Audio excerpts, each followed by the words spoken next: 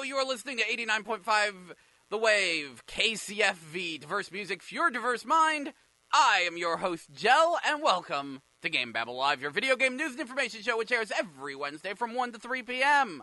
Once again, I'm your host, Jell, and we love to kick the show off with the new game releases for the week, what came out this week, what's coming out next week, along with what anime are coming to theaters. And also, big thanks to Anime and Paul for giving me that bump earlier. Thank you very much. So, let us dive into this week's new releases. So, starting with PlayStation 4, what'd you get? Well, PlayStation 4 got Chaos Child, Cyber Dimension Neptunia, 4 Goddesses Online, Deer Hunter Reloaded, Fishing Master, which, believe it or not, is a VR game, and a surprisingly fun one at that, based on the demo. Very close to Sega Bass Fishing in it. Old, oddly arcadey. Fort Defense North Menace.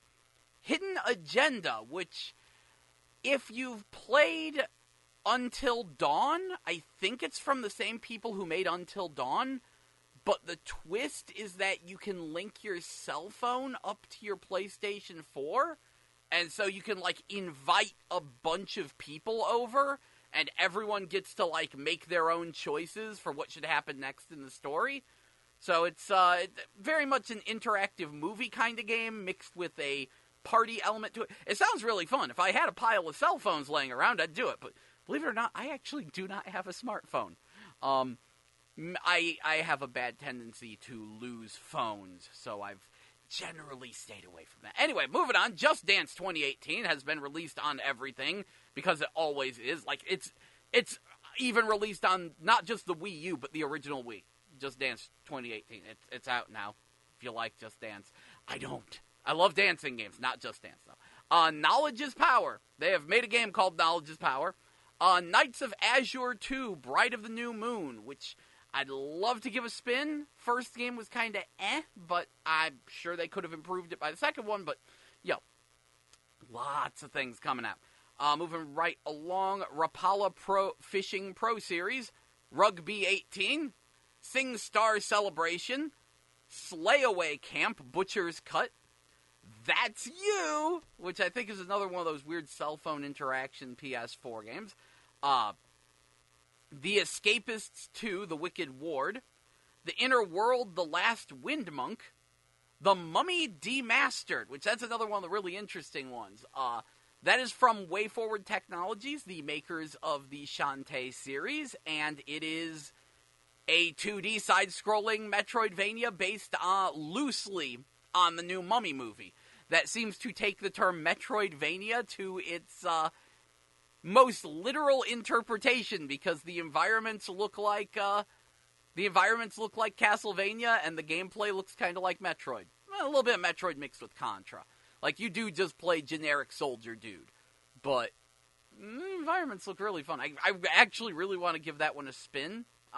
Moving on. We Sing Pop and Yomawari Midnight Shadows all came out. And then today, AER Memories of Old, Mahjong Royal Towers, Nightmare Boy, Numantia, and Stunt Kite Master VR. Those all come out today. And then on Friday, Arcade Archives Neo Geo Mutation Nation, Assassin's Creed Origins, Little Nightmares Complete Edition, Real Farm, and Wolfenstein 2, The New Colossus. Moving on to Xbox One. What'd you get this week? Xbox One got Deer Hunter Reloaded, Just Dance 2018, like everybody else. Rapala Fishing Pro Series, Rugby 18, The Escapist 2, The Wicked Ward, The Inner World, The Last Wind Monk, The Mummy Demastered. It's on pretty much everything. I don't know if it's on Vita. We'll check. We'll check in a minute. We Sing Pop, 2 Mic Bundle, apparently. And today, they're getting AER Memories of Old, Nightmare Boy, and Numantia. And on Friday, Assassin's Creed Origin, Little Nightmares Complete Edition, Real Farm, and Wolfenstein 2, The New Colossus. Nintendo Switch, what did you get? Nintendo Switch got Just Dance 2018, of course. Night Terrors, Knights of Azure 2, Bride of the New Moon. That's right, that actually got a Switch release. Very happy about that. Poi Explorer Edition, Redout. Wow, that took long enough. I think that came out last month, 2 months ago for PS4, but whatever. It's here now. It's sort of F-Zero Wipeout-y racing game, very high speed. And the Mummy Demastered also got a Switch release. Tomorrow, the Switch will be getting Arcade Archives Mutation Nation, Moon Hunters, Splasher, Time Recoil, Violet, and Zombie Gold Rush. And then the big news, Friday, Nintendo Switch gets Super Mario Odyssey. That is kind of the big game of the week. What's the 3DS get? Looks like tomorrow, 3DS is getting Halloween Night Archery and Warkle Worlds. Okay, whatever you say. Moving on, Vita. Vita got Chaos Child and Yomawari Midnight Shadows. So, that's another one that did not get that's the one that didn't get the Mummy Demastered. Going right back, what's coming out next week?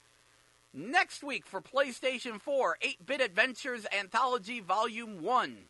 Beast Quest. Bubsy, the Woolies Strike Back. Yes, the new Bubsy game comes out next week on the 31st.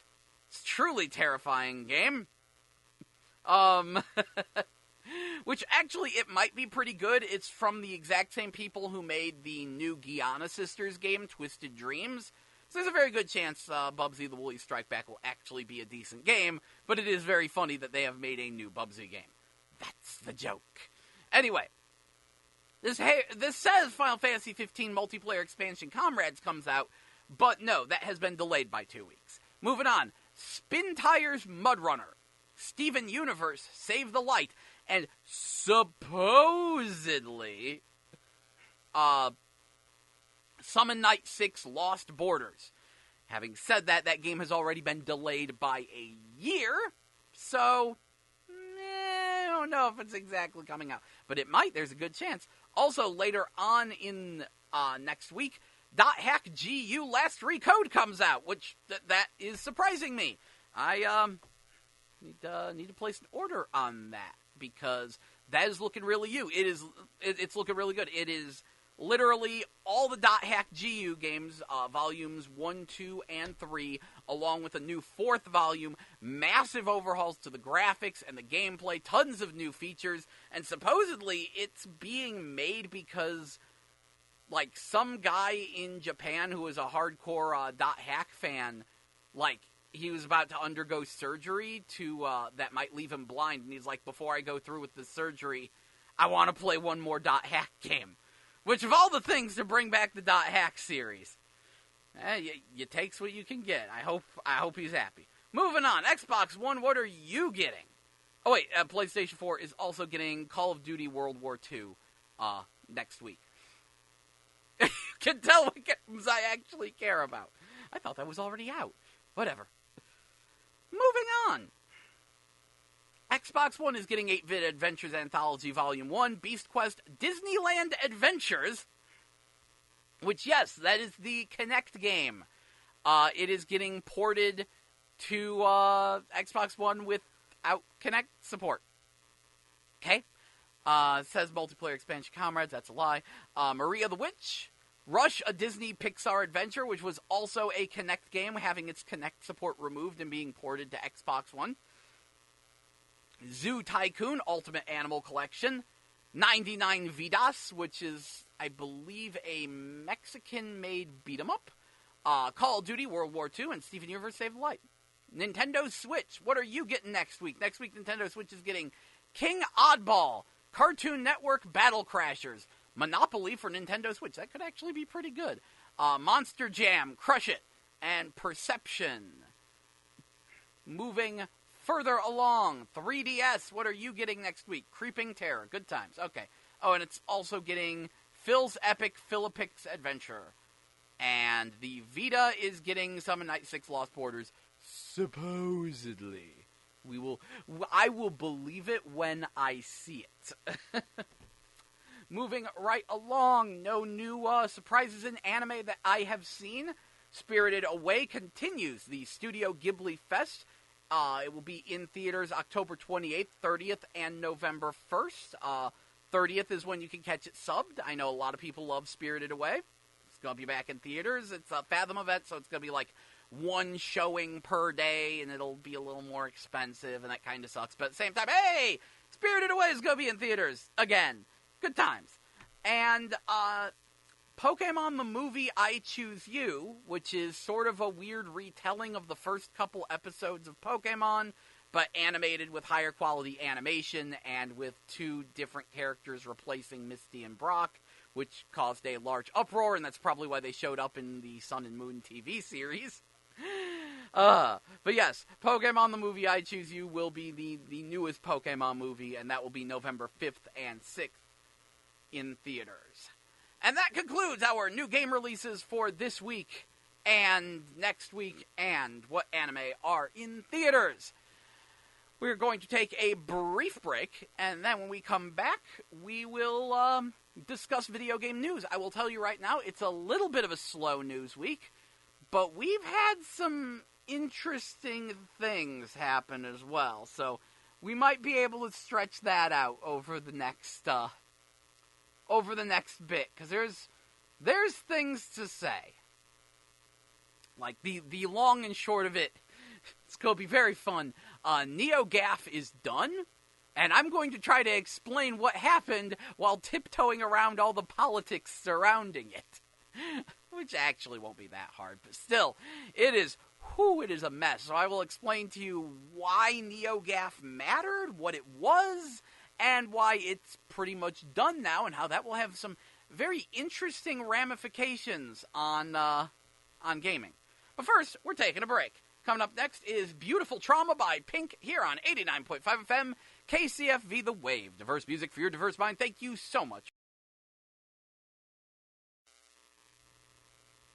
That was Beautiful Trauma by Pink here on 89.5 FM KCFV The Wave. Diverse music for your diverse mind. I'm your host, Jell, and welcome back to GameBabble Live, your video game news and information show, which airs every Wednesday from 1 to 3 p.m. I'm your host, Jell.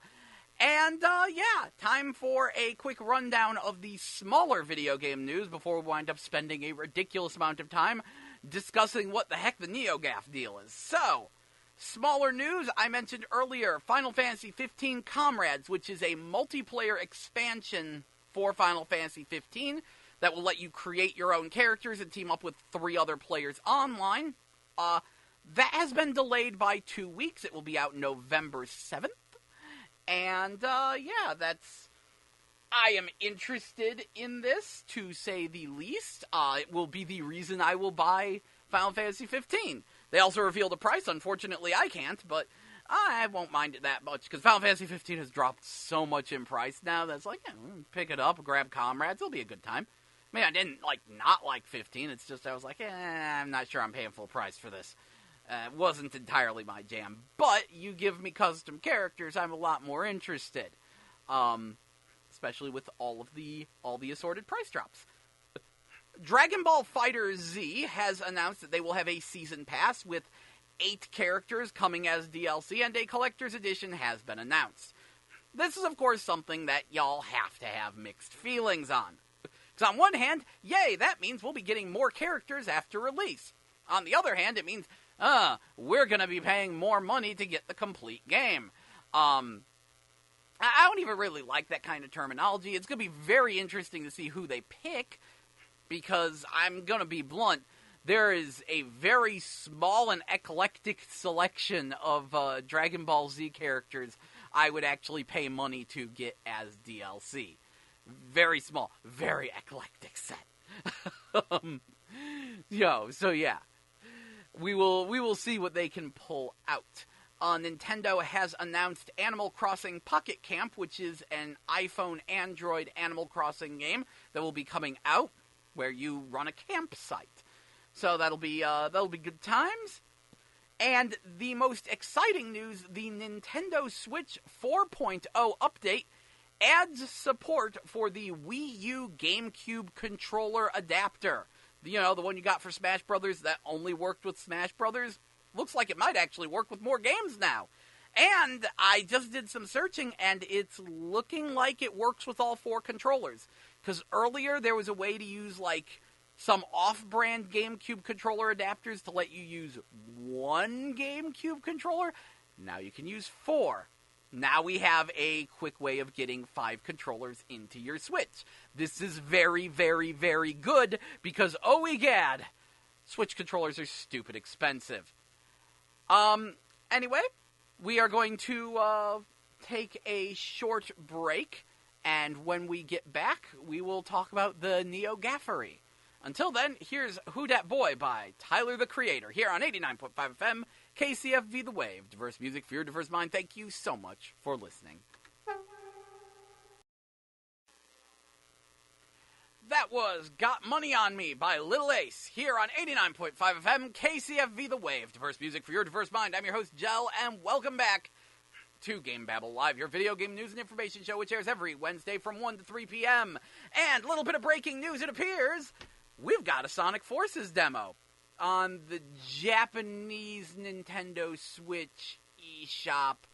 And it gives you 3 stages, one for Sonic, one for Classic Sonic, and one for the Avatar, and they only let you play for 1 minute. So, gotta go fast. You can keep restarting, though, and trying to get through the stage in a minute, which is mildly plausible. I cannot wait to try it. I know what I'm doing when I get home, especially because this is the Switch version, and if you haven't been noticing, there's some concerns about the performance and visuals of the Switch version of Sonic Forces. The Switch being a significantly less powerful system than the Xbox One or PlayStation 4. I noticed a significant decrease in texture quality from the videos I've seen running off an actual Switch, and I've been like, I haven't been able to decide which system I want to pre-order it for, because it's like, I'm getting Sonic Forces. But if I could have it on Switch and it runs well, that'd be nice, because then I can take it with me. But if it doesn't run well, or it looks super bad, maybe I'd prefer it on PlayStation 4. I'm a little on the fence, and I was thinking of dropping my pre-order when I picked up Super Mario Odyssey, and this demo will certainly help, but good thing I made a Japanese account to play Penguin-kun Gira Gira Wars. Still no sign of where the US release for that is, but I was loving that game. Anyway, now that we've got that out of our system, let's talk about the NeoGAF situation while tap dancing around all of the politicalness surrounding it. So, NeoGAF, what is it? Well, it was a video game message board. It was originally the Gaming Age forums, but sort of split off and became its own thing. And it had been around for like 15 years. The reason why it mattered was because there were a lot of industry people there. People who worked at the companies. People who play tested for the companies. People who... just lots of anonymous insiders giving tips. And it was like the source for a lot of video game news was NeoGAF. And it was also very famous because it had a very strict registration process. You couldn't just sign up. You had to apply, and then it could take up to a year for you to be approved to post there. And if you didn't behave yourself, you would be banned. So it was no game FAQs. You didn't have little kids typing in all caps about how super awesome this game is and how you're all stupid for not liking it. Everyone there had to be verified, had to go through a vetting process. It was a very exclusive club, and as such, since this was where theoretically intelligent video game discussion was going on, it was where, verified users got to butt heads with the actual game developers and could indeed influence the outcome of how video games would be in the future. Because, after a game is released, they always do a thing called the postmortem, wherein they go back and they ask, why wasn't this game successful, or why was this game successful? What did people like? What did people not like? That involves reading reviews, taking notes of what the recurring complaints are, and it's hard to, read all the different message boards out there because they're just such a mess, and there's so many people who are like, I like the game because it's good and fun, and don't really articulate themselves well. So, having a board like NeoGAF was a really good place to get some more intelligent feedback. And that's how it was for a good 12 or so years, maybe a little more. Unfortunately, as video game discussion got more and more irritatingly politicized, the board wound up getting very, very, very ban-happy. Lots of people got banned essentially for disagreeing. And all of a sudden, the ability to discuss games on NeoGAF became a mess, because if you expressed an opinion that the mods didn't like, you could be banned. And there'd be no getting back in for you. So you wound up having these very curated opinions. The game developers that were posting there could no longer get a clear idea of what people liked and didn't like. Everyone was walking on eggshells. Lots of people got banned, and it actually started to cultivate a culture of pro-censorship that I was strongly against. I remember one of the lead translators for Xseed was talking about some of his translation decisions for Senran Kagura, and defending, how he translated it, why he wanted to keep it this close to the Japanese, and he actually got banned for it, which became ironic because some of the mods there later got into legal trouble. We'll just leave it at that. Either way, the site was kind of getting worse and worse. People were getting irritated at NeoGAF, and then suddenly, after recent events, someone had posted a very strange story accusing the person who runs the site of some misconduct. We'll just go with some misconduct. It was a strange story, and it took this guy more than a day to come up with a response. In that time, he tried to assure moderators on his board that it was not true and he's working on a response. And one by one, all the moderators and administrators left the board until there was no one left to ban anyone. And then eventually the site was just outright taken down for a... Hello, you're listening to 89.5 FM KCFV The Wave, diverse music for your diverse mind. That was Round and Round by Tevin Campbell. And this is GameBabble Live. Welcome back, I'm your host, Jell. This is our video game news and information show, which airs every Wednesday from 1 to 3 p.m. So, before the slightly lengthy break, I mentioned something about a Sega Spartan, and why I happened to be facepalming as I said that. So, I'm not sure how much video game news you get, but all sorts of dumb crap has a tendency to show up on my YouTube timeline. And one of them was a video about the Sega Spartan, because Sega's entering the console market again? ? And I watched the video and I just started punching myself in the face and going, no, why make it stop? So, why am I so distraught about this? Wouldn't I like a new Sega console? I would like a new Sega console. However, that's not what the Spartan is. For some stupid reason, this isn't even the first time people have done this, because there was also the Dreamcast 2 and Project Dream. There's a certain subset of Sega fans who want a new Sega console so badly, they will make it themselves. And that's what the Sega Spartan is. It's not an actual Sega console. It is a console, quote unquote, that a bunch of fans have thrown together and are trying to get Sega to endorse it. They're like, hey, we're gonna make this console, we're gonna call it the Spartan, then we're gonna take it to Sega and be like, hey Sega, will you please stick your logo on our console? And Sega's going to go, no, what is wrong with you? But they have a petition, and the petition is reaching nearly 35,000 signatures. Okay? It's an internet petition. What do you expect it to do?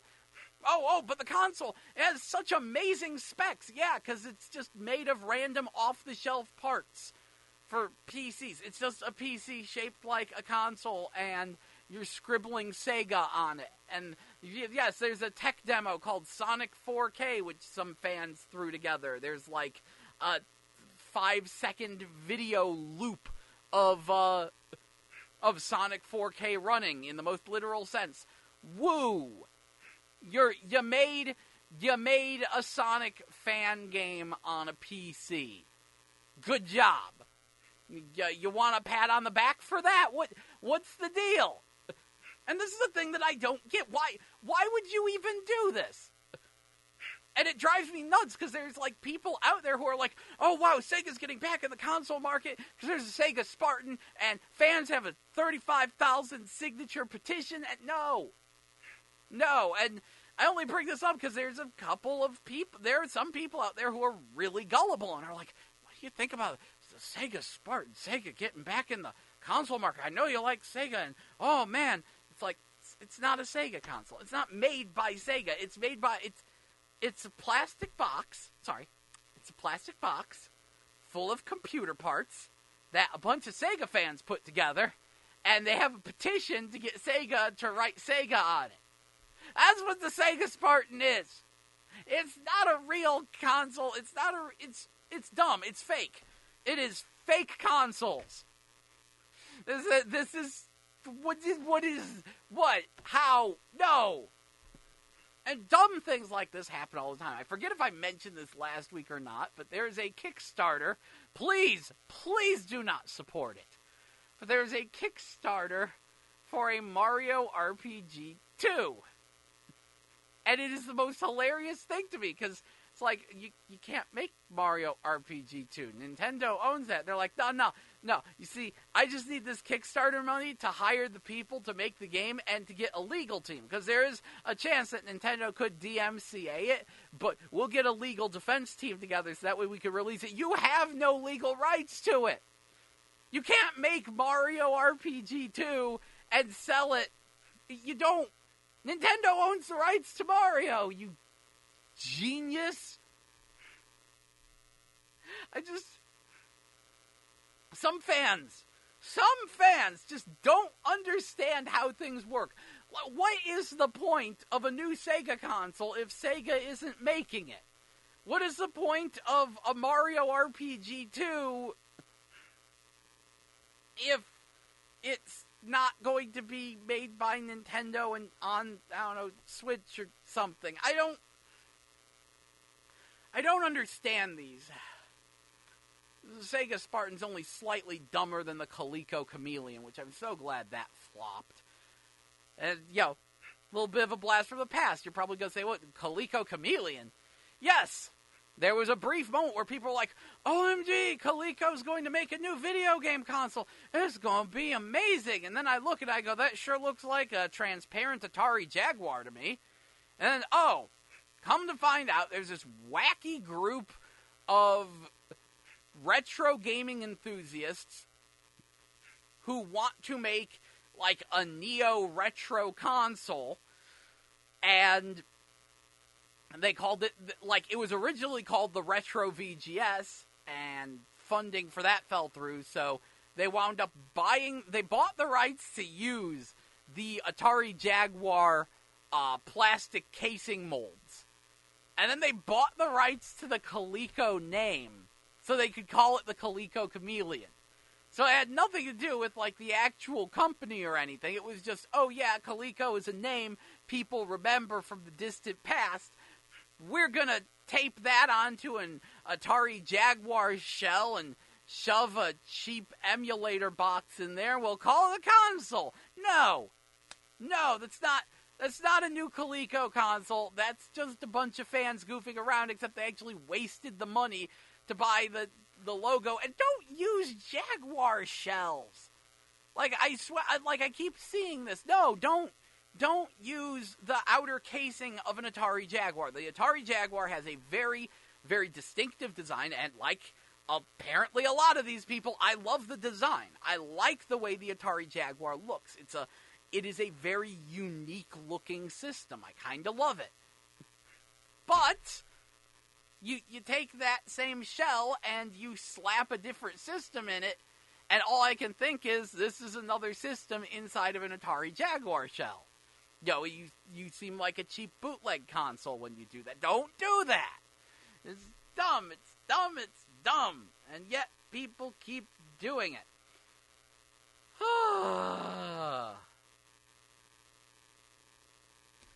So that's what I think of the Sega Spartan. That is, I'm sorry. I just get so frustrated by this because for some reason, certain news sites will actually report these things like they're actual news, like it's actually a thing that's happening, and then people will run with it, and they'll run around, oh, gee, Sega's getting back in the console business with the Sega Spartan. It's like, no, they're not. No, they're really not. It's dumb. It's so dumb. Yeah, Sega is getting back in the console market with a fan petition for Sega to get back in the console market. Cripes. I yelled so hard about that, I'm exhausted. Hey, but here's some good news. So, check it on Silicon Era. They're going to be live streaming Summon Night 6 Lost Borders. That's a good sign. That means Summon Night 6 might actually come out next week. In the off chance you actually care about Summon Night 6. Yo, I probably would if it wasn't being released by Working Designs. Or rather, what is it, Gaijin Works? That's all I got. That is, cripes, that's all I got. So yeah, that is about where we're at with the Sega Spartan. I'm trying to think of something to say, because I think we are going to round off today's show by talking about Megaton Rainfall, because I mentioned on the last show that I did that I was going to pick up Megaton Rainfall immediately after the show, and I most certainly did. And I've streamed it. I've put it on my YouTube channel. You can see it there. I've been having some streaming issues with my PC, though. You might see a video if you check my Twitch channel, which is Geltonz. Geltonz. If you check my Twitch channel, you might see a video of me nearly breaking down into tears because I spent 5 hours trying to get a picture-in-picture stream of raw data to work, and I thought I had it working, and then it didn't. I've been having a lot of sudden problems with OBS Studio. For some reason, everything has a memory leak. Like, it took me about 5 hours to figure this out, but after enough Googling and looking at the crash logs, literally every single facet of my stream setup has a memory leak. The browser capture has a memory leak. The game capture has a memory leak. The video capture webcam has a memory leak. And Firefox had a memory leak. By their powers combined, they were capped and my OBS keeps crashing and I can't stream. So, when I streamed Megaton Rainfall, I streamed it directly off the PlayStation 4 while doing it in VR. So, you get a bit of a fisheye lens when you do that. And so that might be considered a pro or a con, because when I stream VR not directly through the PlayStation 4 console, then like some of the image gets cut off for viewers. But when I stream it through the PlayStation 4, the fisheye lens prevents the image from getting cut off, but it's a weird fisheye lens. The advantage of this, though, is that if you stream VR games off the actual PlayStation 4 directly from the system, chat messages will show up in your headset, so I could actually interact with the chat, and that was very nice. Because I mostly just streamed it because I had to show people what Megaton Rainfall was all about, and I ran into all sorts of wacky bugs there. It was, because the game's got some rough edges. It's kind of made by one person and is preposterously ambitious. But, so there's a stream up on the channel if you want to check that out. I should probably also mention that I have been updating the GameBabble blog after a 2-year hiatus. if you're unfamiliar, it's GameBabble.wordpress.com. I started it years ago in a desperate attempt to get picked up as a I was trying to see if I could actually get a job as a game journalist. I wrote for a little bit for a website called Gamer Cheese, and then they kept drastically editing my reviews and changing my scores, and I was like, I'm not in favor of this, and I'm not getting paid, so screw you. And yeah, needless to say, Gamer Cheese isn't around anymore. I was the person doing most of the work on the site. Like, they had a staff of like 10 people, and most people just did not submit anything to the site. It was a disaster. But I started the GameBabble blog initially as that, and I just didn't update it nearly enough. I updated it somewhat frequently, but not as frequently as I really should have. And then things got crazy, and it was put on a hiatus, and I'm like, nah, no one reads this, who cares? But recently, I was reading a weird article about corruption in mattress reviews. Yeah, mattress reviews. And I was like, really, a mattress review blog?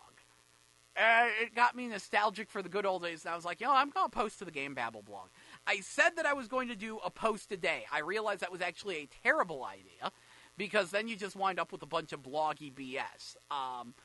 But I have started posting there again. I've made a bloggery section, so that way, I'm going to try to at least put something new up once a week, if not once a day, once every other day. I'm trying to keep it in my mind. I've bookmarked the make a post button, and I plan on updating it a whole lot more often. So if you would like more GameBabbleetry, GameBabble.wordpress.com will certainly keep you up to date on that. I will try to write and post some things to it. I've got a plan for a nice big meaty article that I would like to put up there, a project I've been working on for years, and realized, I should just put pen to paper, or rather text to notepad, and get it up there.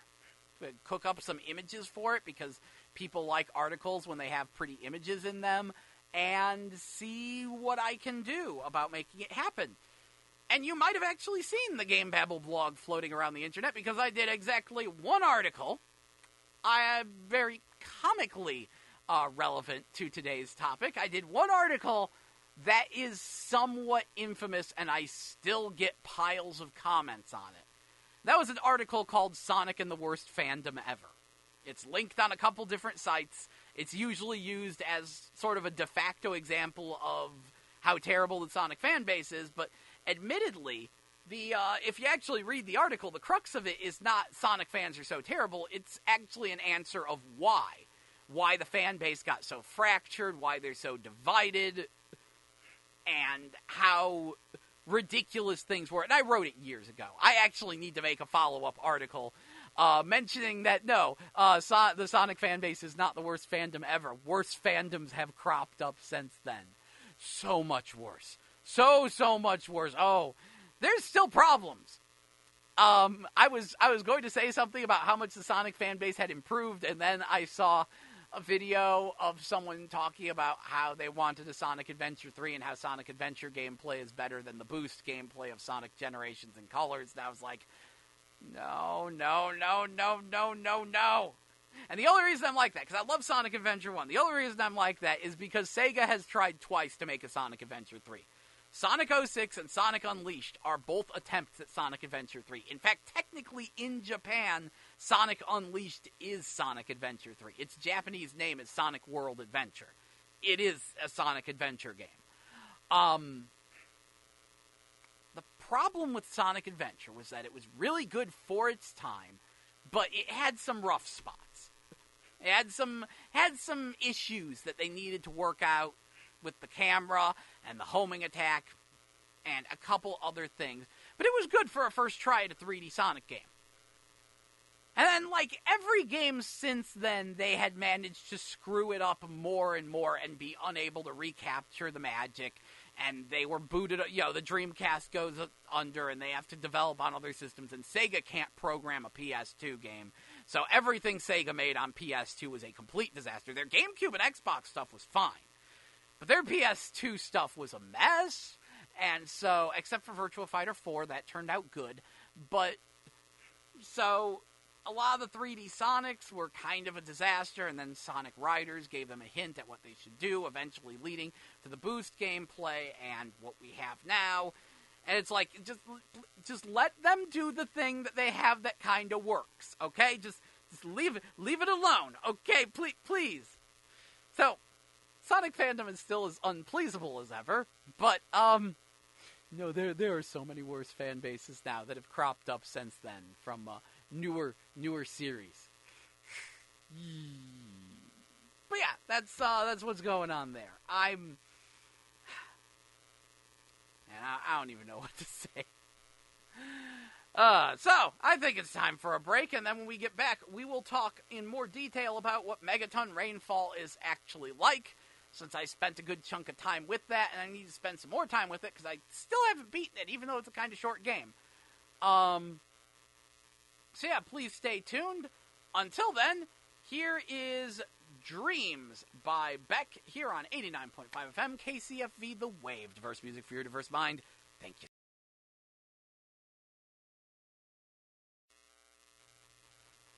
That was Roll Up by B.O.B. featuring Marco Penn here on 89.5 FM KCFV The Wave. Diverse music for your diverse mind. I'm your host, Jell, and this is GameBabble Live, your video game news and information show, which airs every Wednesday from 1 to 3 p.m., meaning we are coming up on the final segment of the show. It's been kind of a slow news day, not too much to talk about other than NeoGAF imploding, the Sega Spartan being a giant load of BS, Nintendo Switch 4.0 update, adding support for the Wii U and Nintendo GameCube controller adapter. We got a new Chaos Code announced. Final Fantasy 15 Comrades has been delayed by 2 weeks. It will be out November 7th. Nintendo announced Animal Crossing Pocket Camp for iPhone and Android. And now it's time. Oh, and Dragon Ball FighterZ is going to have a season pass with 8 characters, and there will be a collector's edition. But this brings us to the final part, which is where I get to talk about Megaton Rainfall, which I mentioned earlier. I have posted a stream of that on the GameBabble YouTube channel, which is youtube.com/GameBabble Show. Is it /user/GameBabble Show or just /GameBabble Show? I forget. Either way, look up GameBabble. You'll find it. I streamed Megaton Rainfall. But what is Megaton Rainfall? Well, it is a game made by one guy. It can be played in VR, probably best played in VR, but you can play it without VR as well. And it's kind of a Superman simulator, kind of an advanced version of the old arcade game Defender. Like, the idea is that you play a superhero with Superman-like powers. You can fly all over planet Earth, you can shoot energy blasts and beams and stop time and drill into the Earth. All sorts of good times. It's very neat doing that all in VR. What makes it incredible is that they literally pulled off these powers. When you play the game, you get to fly all over the Earth. You can visit any city on Earth. The whole Earth. Now, mind you, they are very basic, rudimentary cities. The ones that, like, major missions take place in, they have their big landmarks, and they look super fancy. Yo, I swung by the Taj Mahal, that was nice. Yo, you can find the pyramids, you can find Stonehenge, but you don't really go to St. Louis, and so I didn't really see the arch, and St. Louis was kind of messy. There was, like, some missing ground that just didn't load in. I swung by Hawaii, and half the city was clipping into a mountain. You know, you take what you can get. It's a little bit procedurally generated. Again, it's made by one guy. And again, it's trying to fit the entire Earth in there. It's the kind of game where you have to understand what the major purpose of it is. Because generally speaking, it's a short, about 9-mission long arcade game. You fly to a city, and your goal is to defend that city from giant invading aliens that are trying to blow it up. Now, you yourself are actually invincible, but your goal is to prevent the city from being destroyed. If too many people get killed, then you reset back to the last checkpoint. And the aliens are well aware that you are way more powerful than them. So they do things to try to trick you into killing civilians for them.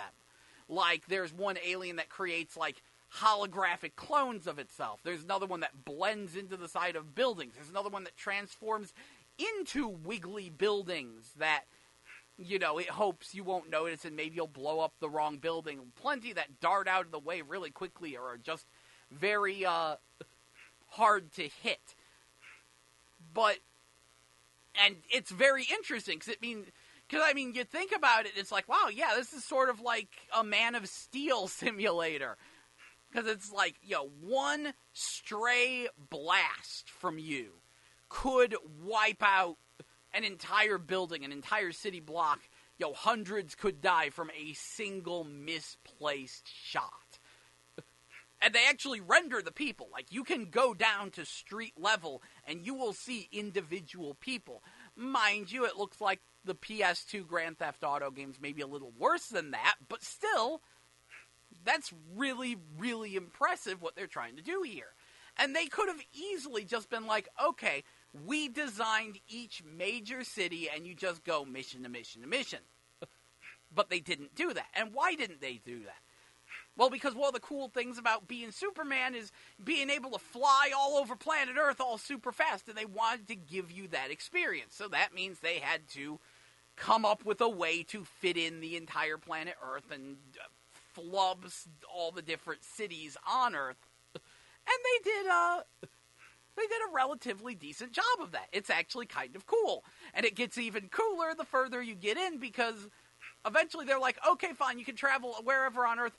Now you get interplanetary travel. Let's go swing by the rings of Saturn. Let's fly to all the different planets. Let's land on the sun. Okay. That's kind of nice. And then the game reveals, oh yeah, by the way, here's a side quest, because the whole goal is to recollect the Xenospheres, which these aliens have collected. And you're told, by the way, there's a bunch of Xenospheres the aliens haven't gotten to yet if you want to, swing by and pick those up. There's somewhere out there in the universe. It's like, out there in the universe, oh yeah, by the way, we fit in the entire universe. Well, kind of, sort of.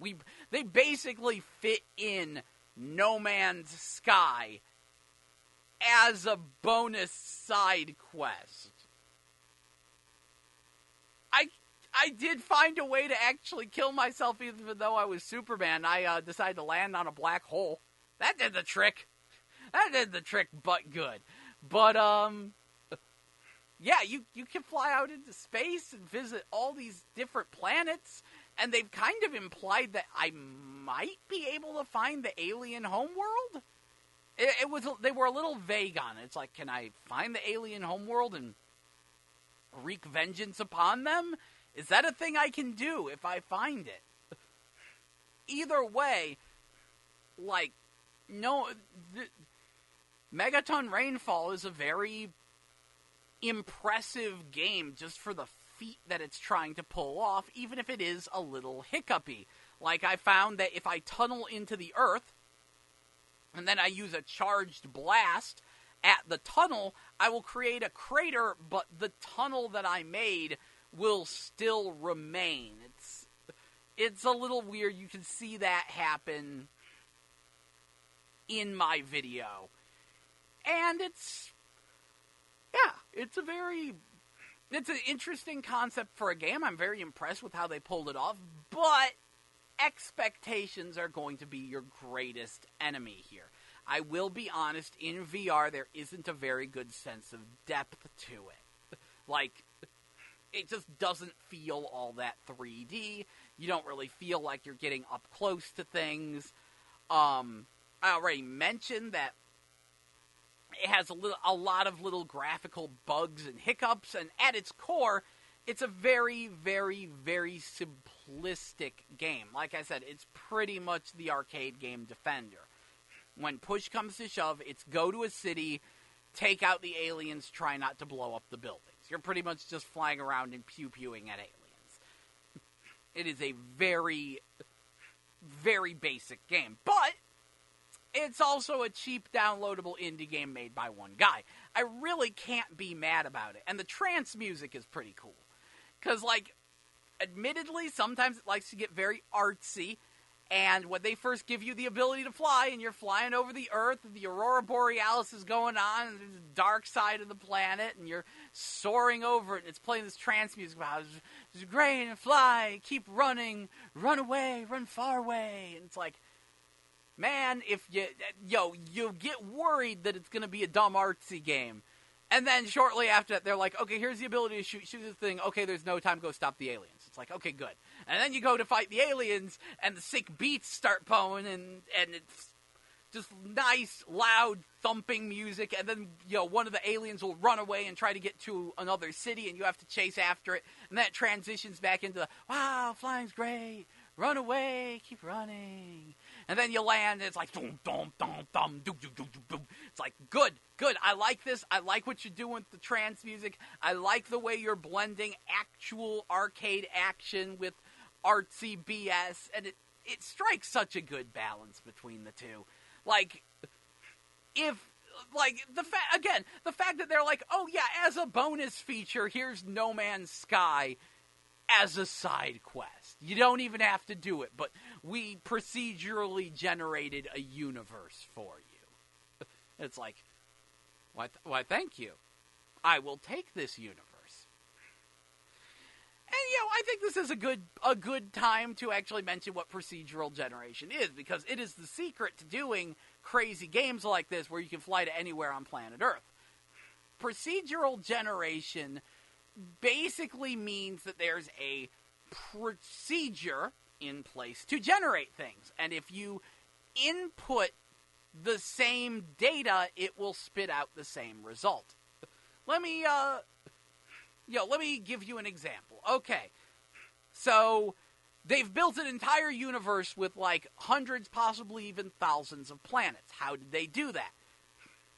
Well, they have a procedural planet generator. So when you get to a planet, it says, okay, what is the code for this planet? And there's probably like a string of letters and numbers, and it pops that into a planet generator, and it says, okay, well, there would be a mountain here, and here, and here, and here, and this would be the topography. And so when you go to that planet and you land there, it has this certain shape to it. And when you leave and it goes out of sight, the planet goes away. But when you come back, it will say, okay, what was that planet's code? Okay, XZ8H7B589. And putting those letters and numbers into the planet generator will produce the same planet again. That's a sort of loose, rough way of explaining it, of explaining how procedural generation works. Basically, procedural generation takes a random generator and removes the randomness from it. It puts in a seed, as they call it, that the generator can then use to produce the same thing over and over again by using the same procedure. Procedural generation. It's the secret to pulling off ridiculous scaled games. That's how No Man's Sky works, is it has a bunch of planet and animal parts, and then using different codes, it can generate them together to make different planets and creatures upon them, and so on. And that is indeed what's going on there. And, yeah, good times. Good times in general. Let me double check and see if there is any new video game news worth talking about. I will say that I was mentioning a Sonic Forces demo earlier. Apparently it is indeed only on the Switch. And wow, has it provided some clickbait. Because there's a bunch of different articles and videos about how terrible the Sonic Forces demo is. And it's terrible because you only get to play the missions for 1 minute and the load times are kind of long. Not because the gameplay is actually bad. It's actually hard to judge the gameplay because you only get to play each stage for 1 minute. But yeah, that's not a good look, especially when we have a new Bubsy Woolies Strike Back trailer, which actively makes fun of Sonic. You know, glass houses, Bubsy, glass houses. No, what you shouldn't do there, throw stones. Yeah. I mean, yes, it's from the makers of Gianna Sisters' Twisted Dreams, but Bubsy's gonna be under some serious scrutiny. It's gonna be interesting. This is all just gonna be a wreck. This is just gonna be a mess. Oh, hey, a release date for Dragon Ball FighterZ. Where did that go? Dragon Ball FighterZ launches January 26th for America and Europe. So, yeah, that is nice. Also, Shin Megami Tensei 5 has been announced for the Switch. Interestingly, the Switch and nothing else. So that's very interesting to have a game like that. I will say I am certainly worried if Nintendo will leave the game well enough alone. Shin Megami Tensei is a very controversial series, potentially speaking. And we've already seen Nintendo mishandle Tokyo Mirage Sessions. Brutally mishandle Tokyo Mirage Sessions. So it will be interesting to see if they leave well enough alone with Shin Megami Tensei 5, or if they decide to muck it up for the US release. We'll see when we get there, because that's still a good couple years off. So there we go. Megaton Rainfall. Talked about that. I'm excited about the new Chaos Code. A little bit of a slow week, other than, Super Mario Odyssey on Friday. That's a thing. New Mario game. It's happening. Good times. I look forward to playing it. I'm sure it'll be fun. It looks like a blast. It looks utterly crazy. It will certainly... I'd say it would move Switches, except that Switches are already moving pretty darn well. Also, last week, Fire Emblem Warriors came out, so, the Switch is kind of getting some games. Kind of, proceeding right along. Oh, Switch. It's all sorts of interesting. Oh, yeah, that's right. Actually, there's a thing I can mention. One more thing for the Switch. Friggin' Koei Tecmo is porting darn near every single recent Musou Warriors game to it. We got One Piece Pirate Warriors 3 coming to Switch. We got Dynasty Warriors 8 Empires coming to Switch. We've got Samurai Warriors Spirit of Sonata coming to Switch. And we've got... I swear there was one more. Oh yeah, Warriors Orochi 3 Ultimate is coming to Switch. So they're dumping everything they can onto the Switch. The only hiccup is that they seem to be porting the Vita versions instead of the PS3 or 4 versions. Because I looked at One Piece Pirate Warriors for the Switch, and I'm like, this does not look good. And people are like, yeah, this looks like the Vita version. It's like, yeah, so you're kind of cheaping out on these. Thanks, Koei Tecmo. Thanks. But at the same time, I understand, because they're like, what can we slap onto the Switch that will almost instantly work as fast as possible? Because right now, the Switch is very much a competitive market. A lot of people love the system for its design and its concept, but there aren't a lot of games on it, and it is significantly less powerful than the Xbox One or PlayStation 4, so it takes a little bit of extra work to get a Switch game out. And it's like, if you can get things on the Switch, you do it because it will cause a spike in sales.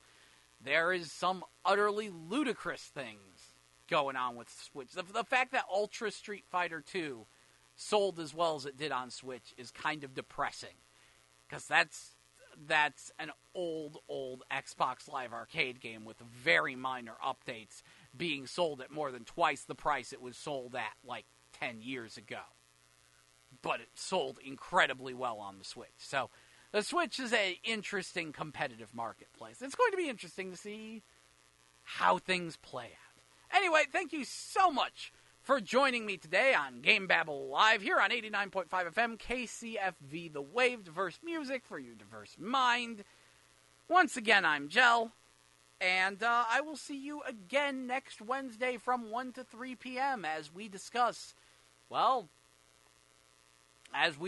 various gaming news that comes out and smacks me in the face. We will see what happens. Anyway, remember, there's a GameBabble YouTube channel you can find. We have the GameBabble blog at gamebabble.wordpress.com. I stream on Twitch under the username GeltonZ, GeltonZ. Although I have been having all sorts of streaming issues.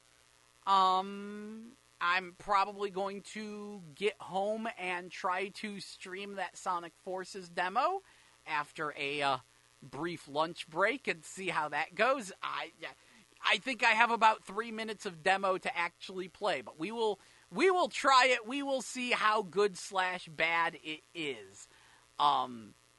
It seems like it's just the same E3 demo we've seen a million times. And I really want to know, how does it run on Switch? Has it improved? Because I heard some pretty bad things about the Switch version earlier. And, yeah. Either way, I am unflapped in my opinion on wanting to grab that game, though, because, I don't know, I'm kind of a fan of custom characters. The music's phenomenal. The story looks ridiculous. We'll see how it all plays out. Anyway, maybe I'll even see you there. I'm making no set guarantees on time, though, because, oh, egad, I expect my streaming software to blow up in my face. In fact, that's part of what I want to see. Is it even going to stream? We'll find out when we get there, but until then, thank you so much for joining me on today's GameBabble Live. See you again next Wednesday from 1 to 3 p.m., Coming up next is Starving by Haley Steinfeld featuring Zed here on 89.5 FM KCFV The Wave. Diverse music for your diverse mind. Thank you so much for listening.